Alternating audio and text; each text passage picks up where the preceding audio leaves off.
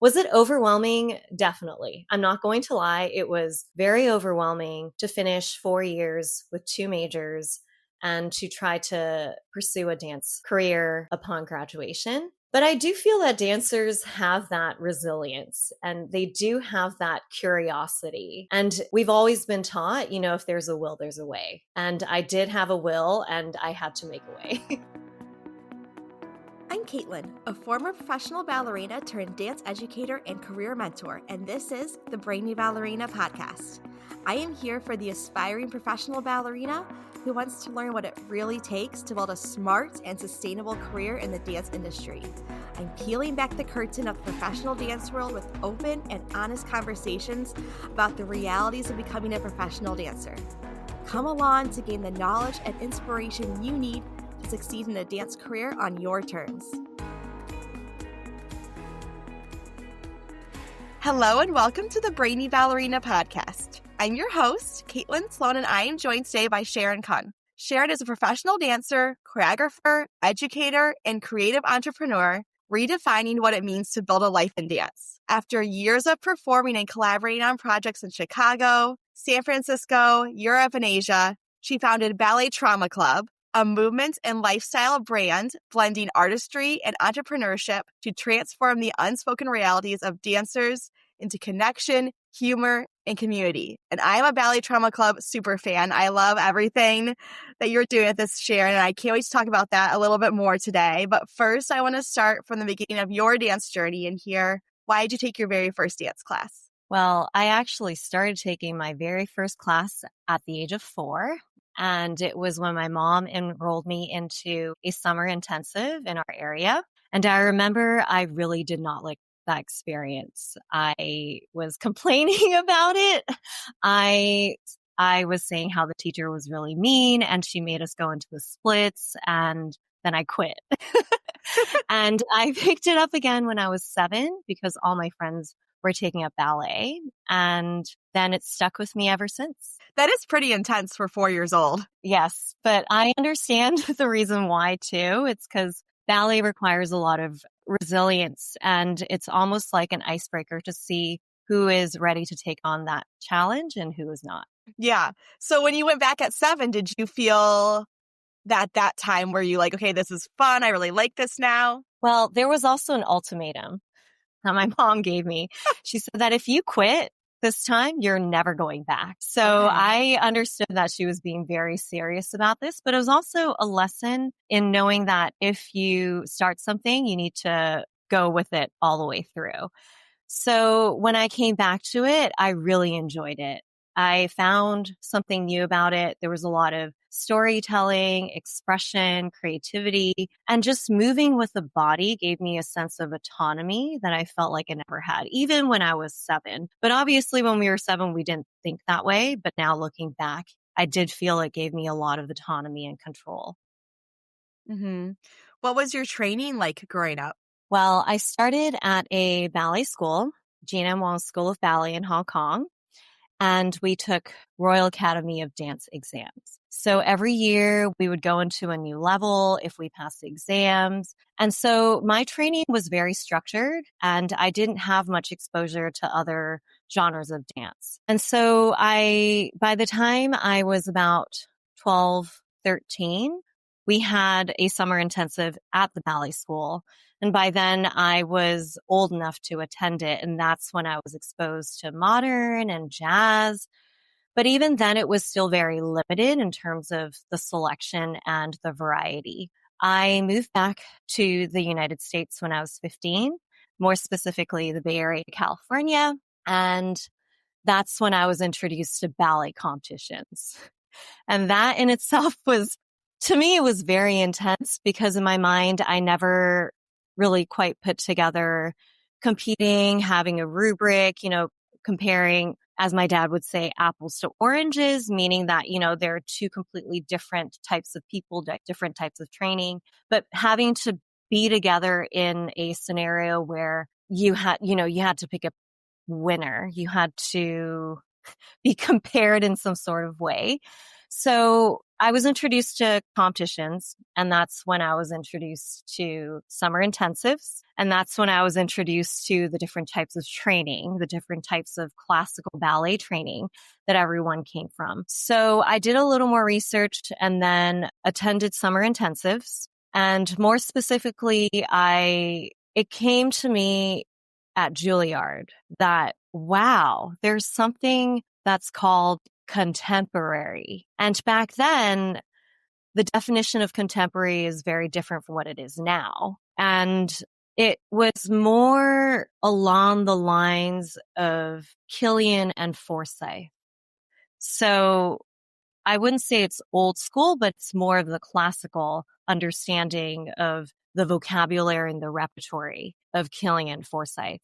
And that's when I became very interested. I decided that this might be something that I want to do.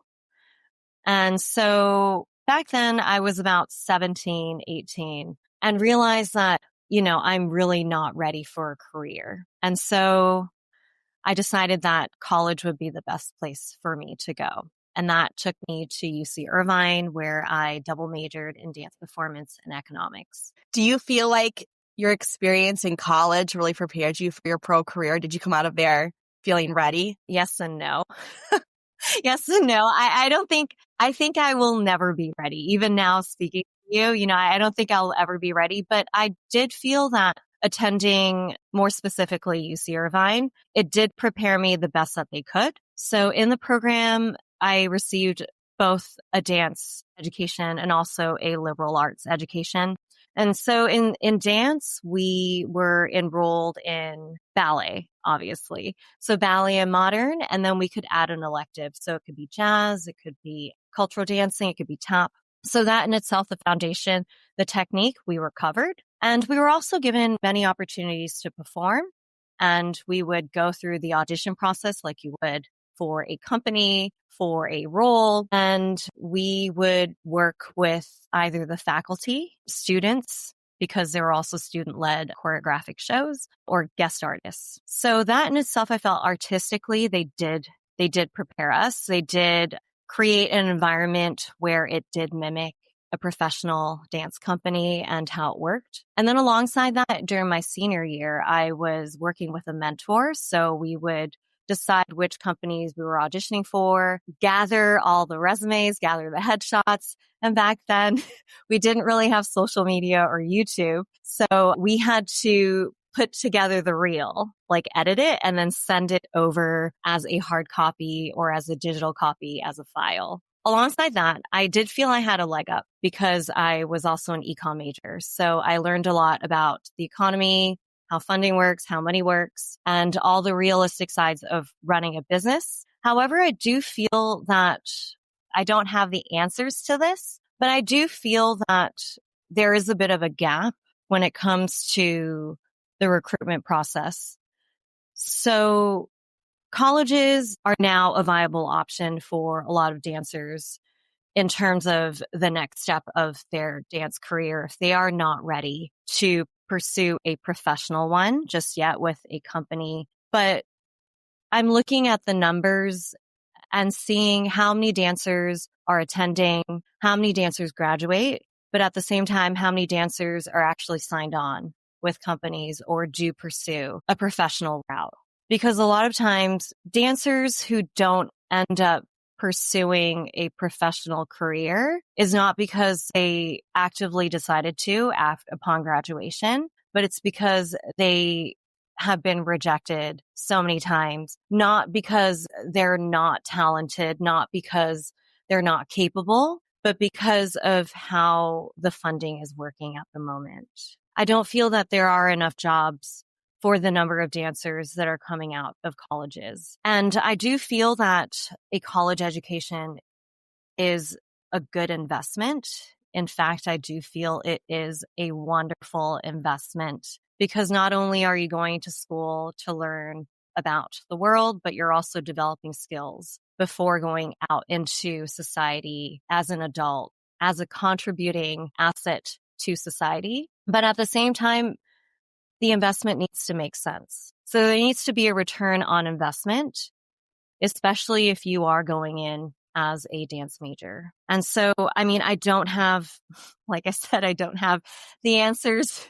I don't have the answers, but I do see that in Europe, what they are doing in programs, in college dance programs or pre-professional programs, is that they spend the last year, or a dancer spends their last year apprenticing or interning with a company. So even then, I do feel that there's exposure when it comes to the audition process, that you can write that down, that you were interning at a company prior to, graduating. Yeah, you're really bridging the gap. Did you feel like double majoring in econ and dance was something that worked for you? Was it overwhelming? I feel like a lot of dancers worry about doing a double major if they go to college for dance, but they also want to learn something else or want to come out of college with another option if they don't pursue their dance career. So how did you make that choice and how did it work for you? I'm going to be very honest with you, Caitlin.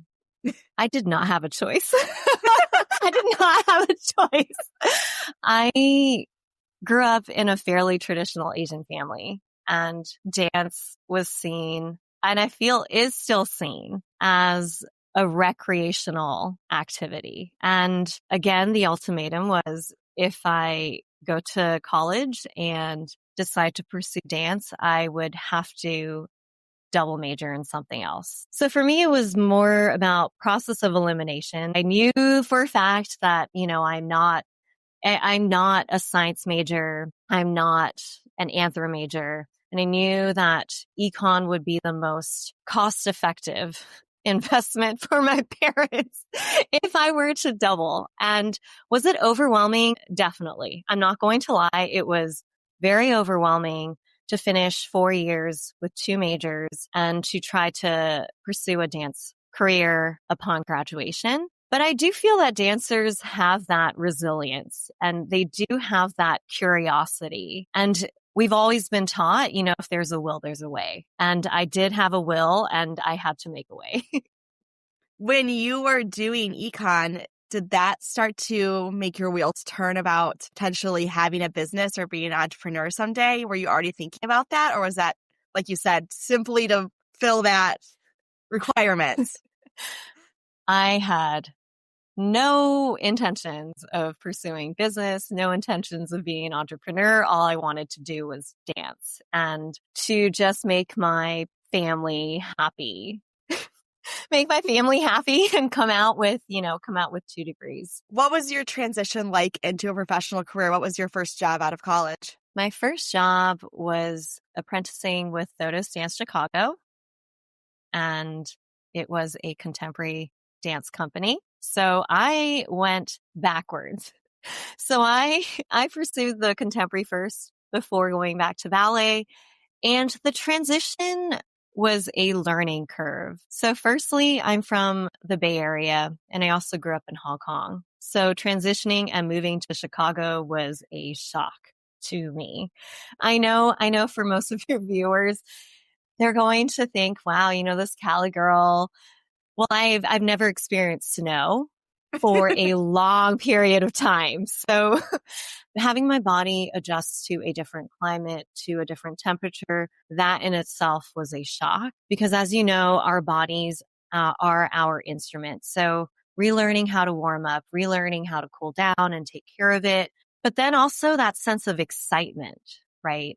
Of moving, and all I did was dance and all I did was eat, sleep, dance. And then going on tour and thinking, wow, I'm actually getting paid to do this. Like getting paid to dance and having a stipend and making new friends and, dancing and inspiring people and making new memories. Like, wow, that is amazing. So that was what my transition story was. From there, how did you make your way back to ballet? That is a very, very good reflection.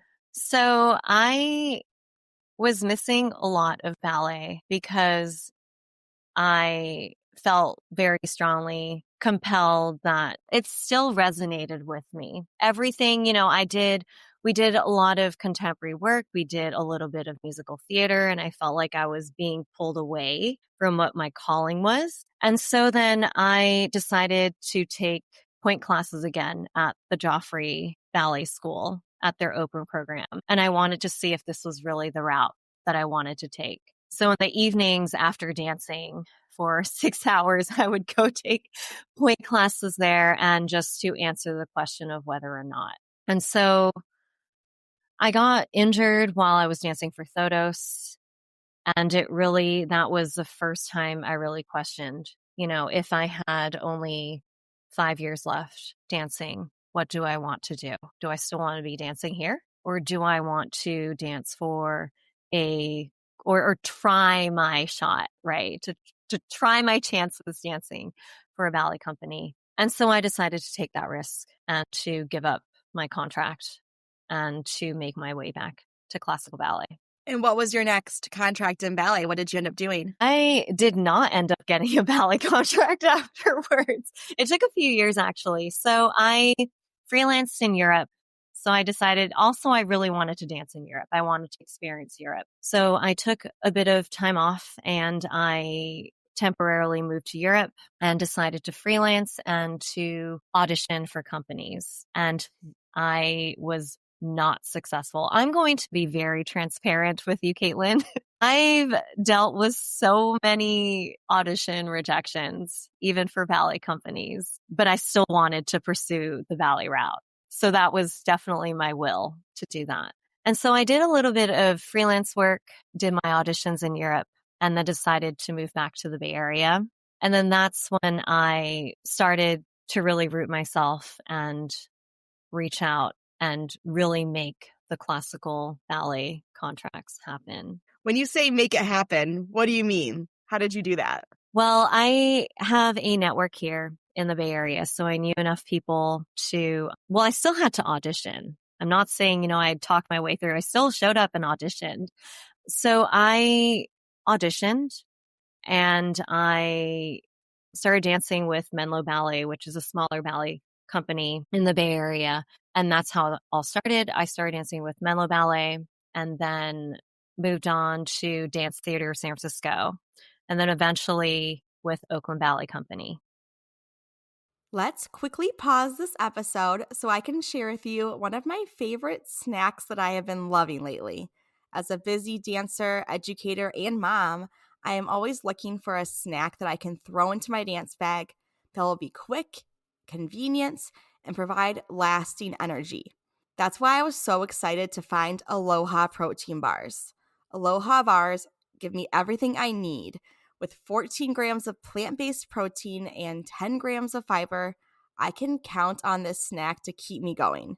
Plus, they are delicious. My favorite flavors are the coconut chocolate almond and the lemon cashew. But honestly, you cannot go wrong. These products are vegan, gluten-free, and certified organic. And the best news is you can get 20% off your first order with code BrainyBallerina. Head to the show notes and click the link to try Aloha protein bars for yourself today. Having danced all over the world, what are some of the major differences that you found between dancing in the US or Europe or Asia? So in the United States, well, from my experience, because I can't speak for everyone else. I'm sure people will have their own story. But for me, I feel like in the United States, everything is very production based. So there's a deadline. We had to finish everything on a deadline. We had to produce work. And it was very time restraint. So there wasn't much time spent on cleaning the work or researching a little more about the work and really spending time with it. So we would have about, maybe 3 months to put a work up. Or, even less than that if you're freelancing. Sometimes freelancing, you only have 2 weeks to put up a piece of work. And so I felt like it was very production based. In Europe, there's a lot of time and resources spent on just research and exploration and development. So it wasn't about creating the work. It wasn't about the work being produced in the end. It might just be presenting something that's research based or something that's still in progress. And in Asia, it's something's interesting happening in Asia right now. And I can't really pinpoint it, but there is a very interesting blend right now of cultural dance with the genres that we know of. So classical ballet, modern, and contemporary. And what I'm seeing is that there's a fusion, well, in China, in Hong Kong and in China, of Chinese dance, fusion crossover with ballet or contemporary. And they're right now still, I do feel it is a blend of production and also research and exploration. So it's a little bit of how the United States is working and also the way that Europe is working. So talking about Ballet Trauma Club, what sparked the idea? It happened after or during COVID, during and after COVID. And I was fairly lost during that time and also experienced a period of burnout. Burnout, not only mentally and emotionally, but I was very injured. So being off of dancing and just not being able to move to my capacity, I felt very stagnant and a little crazy. So I decided to channel the energy into another form of creativity.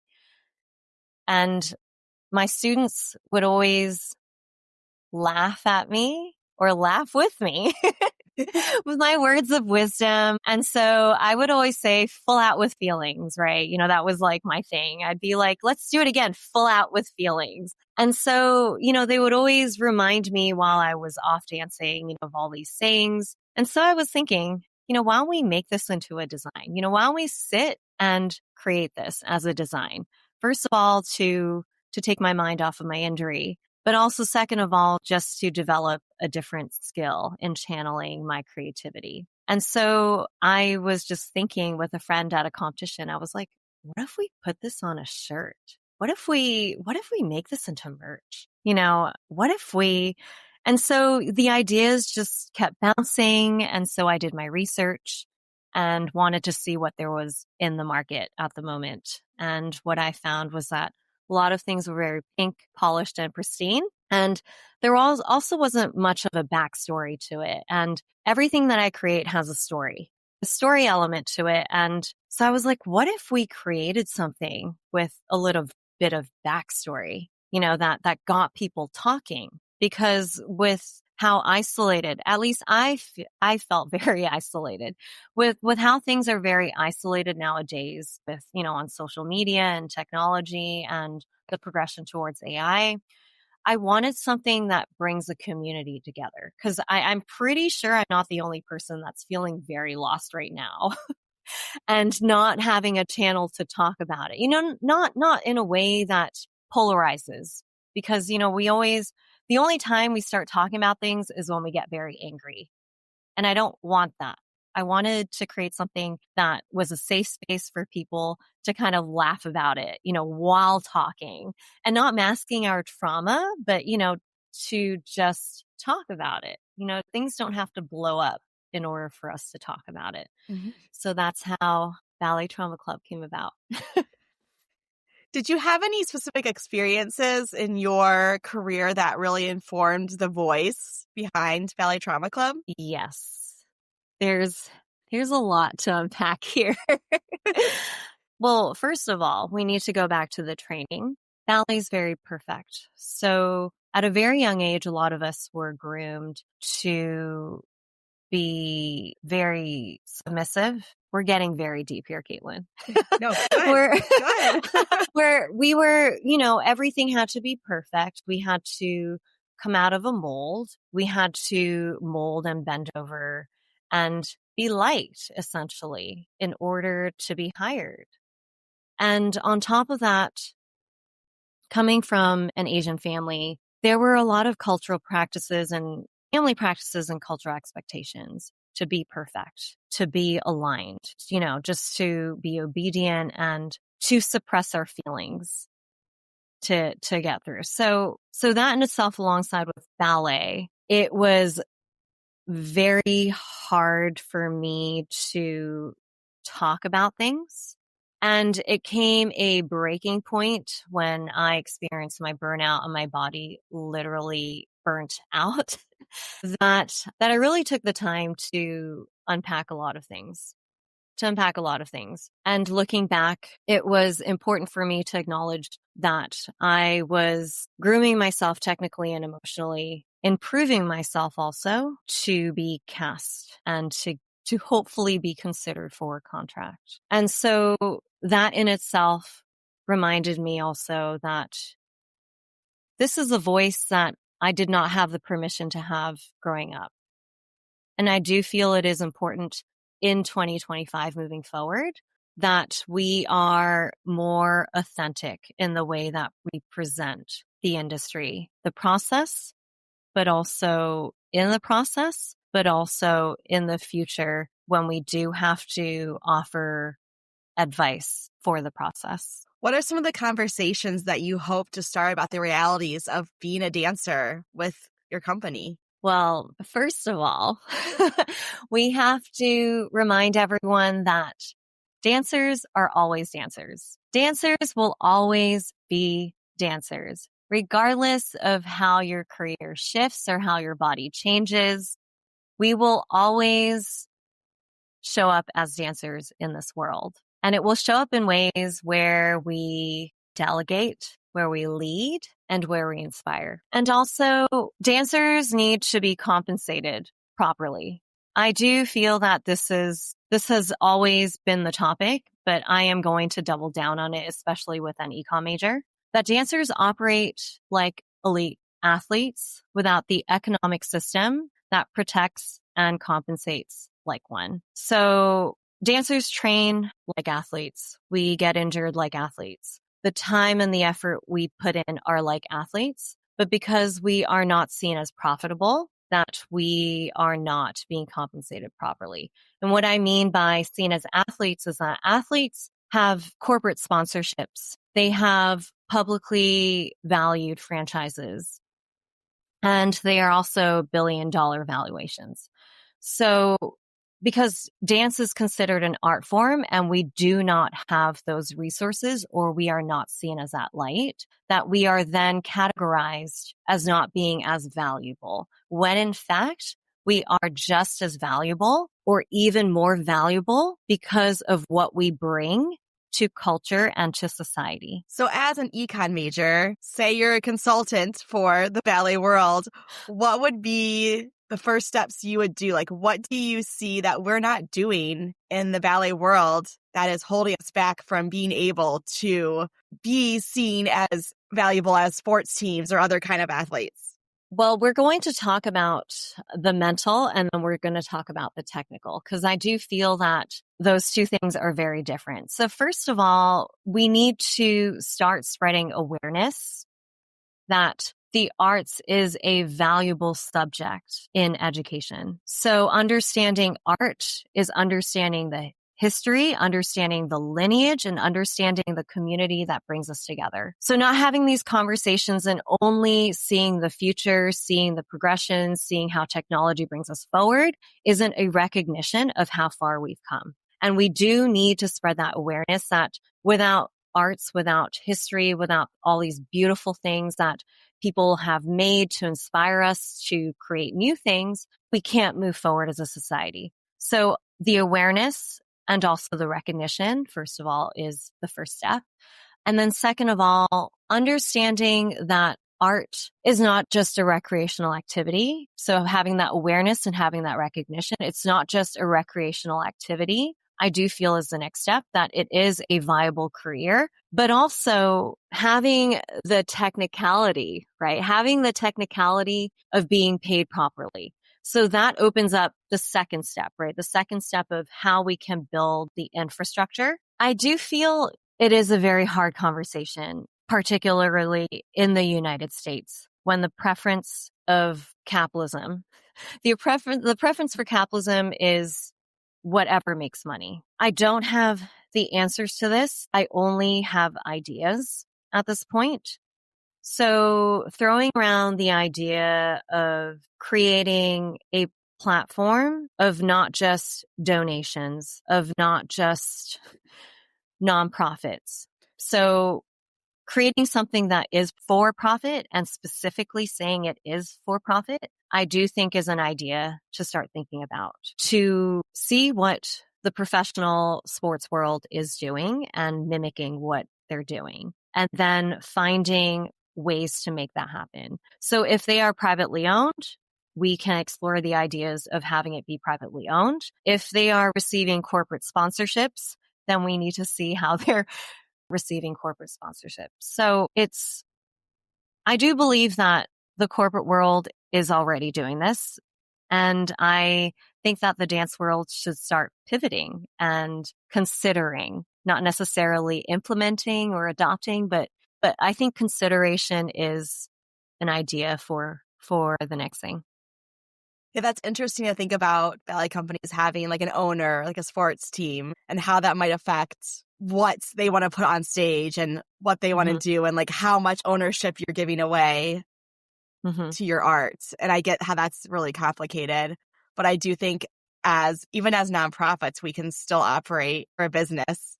It's still a business model, right? So we still need to make money. We still need to generate income in order. If we made more money as a nonprofit, we could pay our dancers more and still be within that tax classification. So yeah, I'm with you. It's always a struggle, because even at Ballet Trauma Club, it's balancing the art and the commerce. How do you do that, right? And we're reflecting back on it. We are creating a new niche of entrepreneurs that are balancing, how do we, because I respect dance, and I know a lot of entrepreneurs that come out, within the dance world.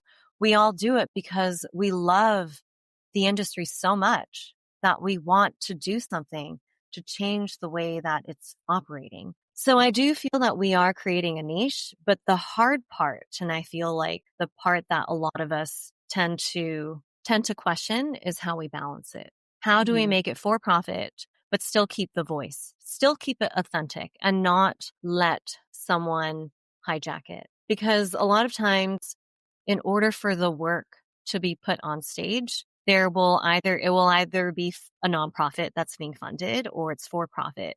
And when it's for profit, you have, an investor or a donor or a patron. And a lot of times it is swayed to what their preferences are. So, it opens up another conversation of who do we bring in to the executive team, to the artistic team. But that in itself is also, a hurdle that we have to get over, and a conversation that we can have, and we should continue having, in order for the dance world to become profitable in the best ways possible.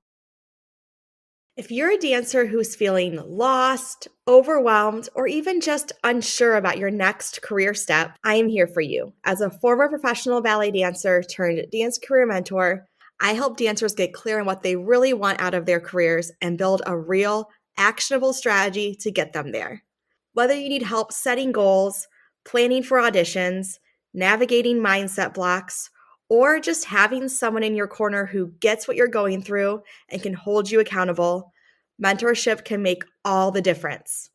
If you're curious about whether working with a dance career mentor is the right fit for you, I offer a complimentary career consultation so we can talk through your unique goals and challenges. Just head to the show notes to schedule your consultation, and let's build the dance career you've been dreaming about. What are some of the biggest learning curves that you have encountered in becoming a business owner within the dance world? Beyond, we just talked about the struggle of trying to balance the business and the arts and the mission. Yeah. What else have you run into? I wear a lot of hats, and sometimes I wear them all at once. So the learning curve is having to, first of all, the technical parts of running a business. So ensuring that we make a profit. And a lot of entrepreneurs or solopreneurs know that the first few years when you start something, you will be unprofitable. So that's the first thing. So balancing the numbers, but also the technicalities of it on the back end. So for Ballet Trauma Club, I am the only person that's running it. So everything that you see on the website, everything that you see on social media, the graphics, the products, the pricing, even the logistics of shipping and getting everything out, even the SEOs. The coding, that's me. So that in itself was a learning curve, because building a system is contrary to what we do as dancers. As dancers, we're creative. And even though we are building a system, it's still within the means of creativity. So when you're choreographing, there's a system, there's a start to and finish, but everything in between, it flows. You go with the flow and you decide what you want to do depending on who you're working with, right? So that's the first learning curve. The second learning curve, I think, is juggling and finding that balance of staying grounded. So a lot of times I will want to go 200% on something because that's what dancers do. That's what we do. Mm-hmm. We don't know when to stop. When you are in a studio, when you have a work schedule in a studio, physically in a space, you know when to stop because the time tells you to stop, the schedule tells you to stop, or your body tells you to stop, right? But when I'm working alone remotely, sometimes I will work 10 hours straight and not know when to stop. So finding that balance, scheduling in breaks, scheduling in time for myself, and also finding time to do things that bring me joy. That was a learning curve. And lastly, this is not really talked about, losing friendships along the way. This was very, very hard for me to accept because during this shift into entrepreneurship, my priorities changed, obviously. There was also a lot of growth involved. And I say this with a lot of love and respect that, sometimes people don't want that. They might not see eye to eye. They might not see that this growth is a positive growth, and things shift. Might be your schedule, might be your values, might be what you want in life. But at the same time, I do feel that by losing friends, I've also gained a lot of new ones through Ballet Trauma Club social media. And I do feel that this makes me very happy because now I'm in a community that is aligned with my values and my vision. Mm-hmm. I can really relate to the idea of not knowing when to stop working. As a business owner, it's like there's always something you could be doing, right? And like you said, when you're choreographing a piece, there's a deadline. There's a certain point where it's going to go on stage and then that's done. But as a business owner, there's deadlines within the work, but there's always something else that you like, I could stay up an extra hour and do that thing. Would it move the needle? Would it not? I don't know. What if it's the thing that changes everything? Should I do it or should I go to bed? So what are some like habits or maybe some shifts that you have made to help you find that balance within, find sustainability and keep the joy in what you're doing and not get to another place of burnout with it? Yeah. So building systems, that's the first thing. So building a system, like I built a business where I have a very set schedule in what I'm doing. And this is so cliche, but I have a notebook with me all the time. I have a pen and paper with me all the time. So if I have an idea that I'm not supposed to be, that I have an idea for a product or anything that it's not scheduled in, then I'll just quickly write it down and then I'll come back to it. Also having batch work days. So I might have a creativity day. I might have an admin day. And then also I am a big nap queen. Even while I was dancing professionally, I napped so much in between shows. I love caffeine. I always say that Ballet Trauma Club is run on caffeine and chaos. It's really run by these power naps that I have. Scheduling in a nap, a 30-minute nap, even if I'm not napping, I'm just lying on the floor and being grounded. And then alongside being grounded, I practice Feldenkrais, which is a somatic practice, and I highly recommend it. My friend Paul Lee, who's a certified practitioner, he introduced me to it. And so staying grounded, practicing, whether it's meditation or somatic practice, that helps me stay grounded. And then also diversifying my relationship with dance. So dance comes to me in many different ways.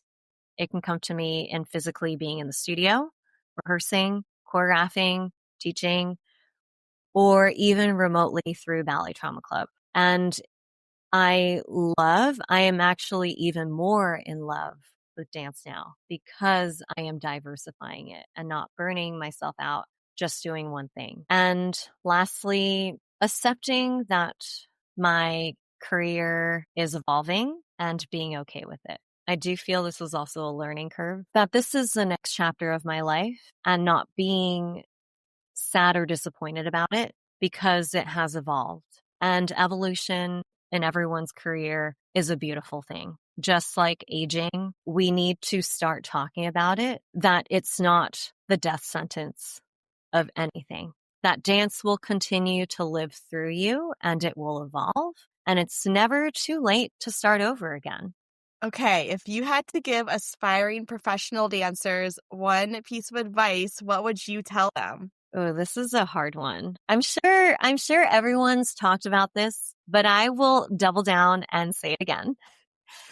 Please do not seek external validation in your dancing, especially with social media these days.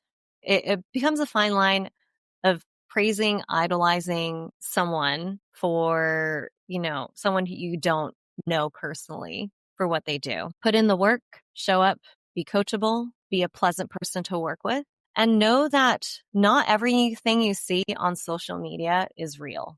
Because the way that they learn might not be the way that you learn. What works for them might not work for you. And at the end of the day, it's just numbers. Numbers will go away. Social media will move on. What people say, they're just people. They might have had a bad day and they might just say something to you or project it onto you. At the end of the day, it comes down to you. When you look back at your career, you want to remember it as something you really went for, not because someone told you to, not because someone shaped it to be what it is, but because you trusted your gut. You put in the work. You were coachable. You were a pleasant person to work with. And that's what you want to remember your career as. Okay, if anyone listening wants to learn more about you or about Ballet Trauma Club, where can we find you? We are very active on Instagram at Ballet Trauma Club. We also have our shop, ballettraumaclub.com. For me personally, I am on social media. I am on Instagram. The handler is at its.Sharon Kung. I also have my personal website, sharonkung.com. Amazing. Thank you so much for all of this. Everyone, please check out Ballet Trauma Club. I love everything you're doing. I love all the humor and the wit you bring to what you do. And I just really appreciate you taking the time to chat with me today. Thank you so much, Caitlin. Thank you. Thank you for tuning in to the Brainy Ballerina podcast. If you found this episode insightful, entertaining, or maybe a bit of both, I would so appreciate you taking a moment to leave a rating and hit subscribe. By subscribing, you'll never miss an episode, and you'll join our community of dancers passionate about building a smart and sustainable career in the dance industry. Plus, your ratings help others discover the show too. I'll be back with a new episode next week.